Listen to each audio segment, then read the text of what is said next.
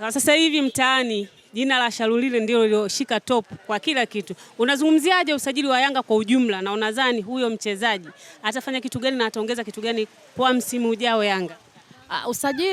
Usajili wa mwaka uko vizuri kwa sababu tumechukua ubingwa mara 5 mfululizo na adhima yetu kuchukua back to back mara 10 mfululizo. Kwa usajili wa safari tunashukuru viongozi, wamesajili vizuri, kikubwa kupambana kuchukua tena ubingwa mara 6 mfululizo. La pili, ili la Shalulile hii ndio habari ya mjini. Kwa sababu wao walikuwa wanasema Shalulile tutatembea kinyume sisi tutafanyaje, lakini sasa cha ajabu jana bosi usajili uliotangazwa jana kila mtu ameshtuka nao.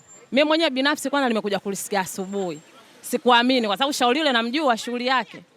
Tangu tulipokutana naye kipindi kile cha robo finali ile nimemuona na mchezaji mzuri. Naamini kuna kitu anakuja kutusaidia sana.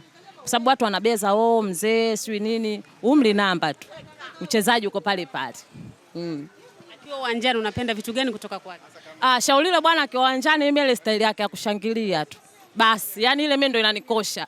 Kwa sababu sasa hivi yeye anachomekea na Max anachomekea. Kwa hiyo wachomekeaji wako wawili, lakini mimi naomba kila mechi ashinde, niangalie tu ile style yake ya kushangilia anavyo tembea vile.